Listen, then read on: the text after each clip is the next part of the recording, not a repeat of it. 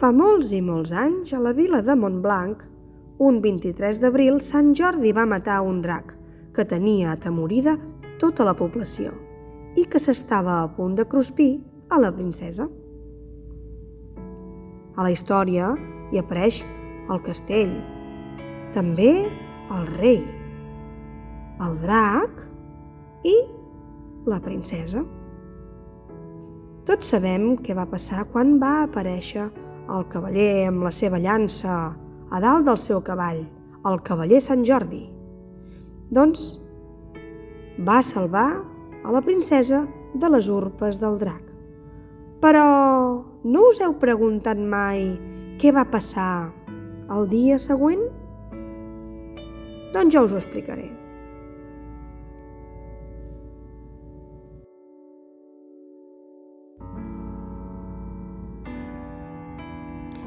L'endemà al matí, la princesa es va despertar una mica preocupada. Li sabia greu que el drac estigués encara al mateix lloc malferit i que ningú hagués fet res per potser salvar-lo i intentar solucionar les coses d'una altra manera. La princesa va començar a caminar i va arribar fins al mateix lloc on l'havia amagat el drac el dia anterior. Es va amagar entremig d'uns arbres i va escoltar molt de lluny com algú estava plorant al costat del drac. Es va adonar que no era un drac, era una dragona. I el petit que hi havia al seu costat semblava ser el seu fillet. Va intentar apropar-s'hi, ja que volia parlar amb ell. Tot i que el dragonet estava molt espantat i atemorit, ella s'hi va apropar i li va comentar: «Hola, perdona, sóc la princesa, no te'n vagis, no te'n vagis!» El dragonet espantat va començar a córrer i la princesa al seu darrere. Va intentar seguir-lo, tot i que costava molt. Va deixar les sabates i es va enfundar les seves botes i va començar a córrer a darrere del dragonet. Volia saber d'on venien aquests dragons i per què s'amagava. Alguna cosa estava passant. Després de molta estona de caminar, va veure que el dragonet entrava en una muntanya. Va entrar a dins la cova i el va començar a perseguir. Quan va arribar al final del tot del túnel, va veure un munt de dragons. 1, 2, 3, 4... Mare de Déu, quants dragons! 5... No feia més que aparèixer un dragó darrere de l'altre. Ella amagada darrere d'un arbre, a darrere d'una pedra, a darrere d'un arbust. No sabia on posar-se. Li tenia molta por que els dragons la poguessin veure i se la poguessin menjar. Vés a saber si també tenien tanta gana com el drac que va matar ahir, Sant Jordi. Bé, la dragona, ara ja ho sabem.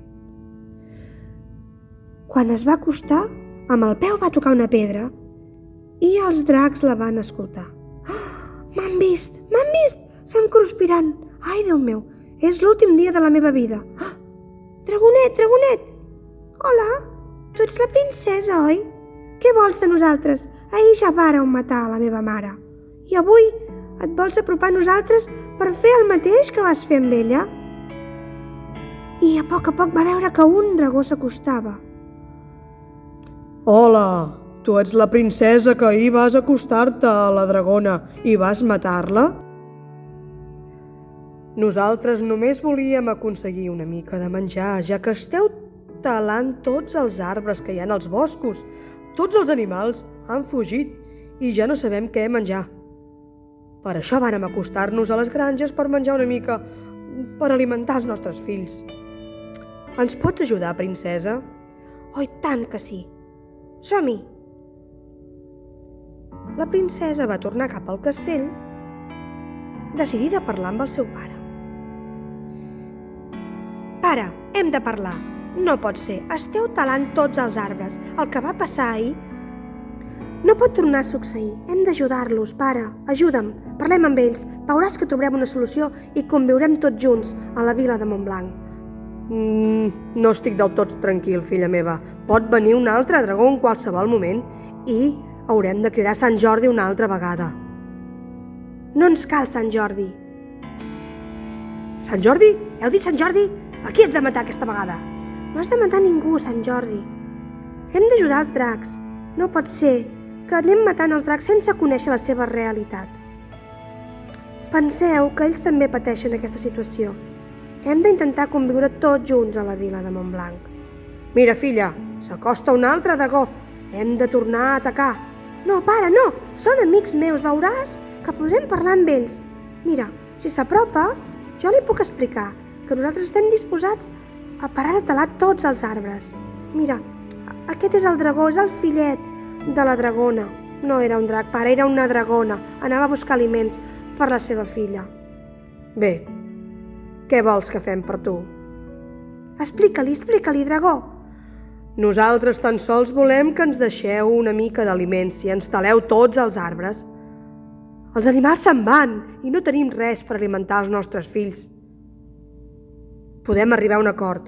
No ens aproparem més a la vila de Montblanc per matar a ningú. Conviurem tots junts i aquí ningú tindrà cap mena de problema. Rei, fem un tracte? D'acord, ho farem així. Però no podeu fer malbé els nostres camps ni les nostres granges. Adéu, drac.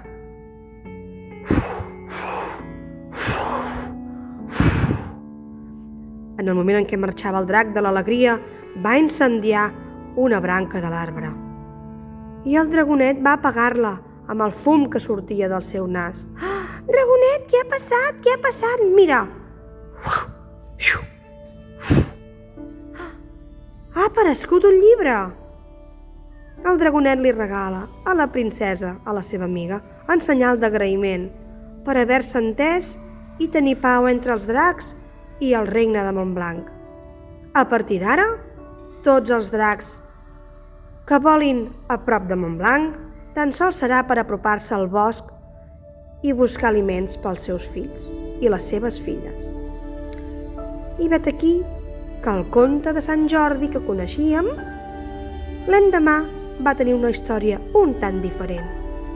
A partir d'aquell dia tots els dracs van sortir de la cova on estaven amagats i van conviure al mateix temps amb els ciutadans de la vila de Montblanc. I van aprendre així que potser abans de decidir tenir un moment de violència podem acostar-nos, parlar i resoldre els nostres conflictes de manera pacífica. Així que la princesa, valenta i decidida, va ajudar el petit dragonet a tenir una vida millor. I amb el llibre i amb la rosa celebrem aquest Sant Jordi. Moltes gràcies per escoltar-nos. Esperem que us hagi agradat aquesta segona part del conte de Sant Jordi.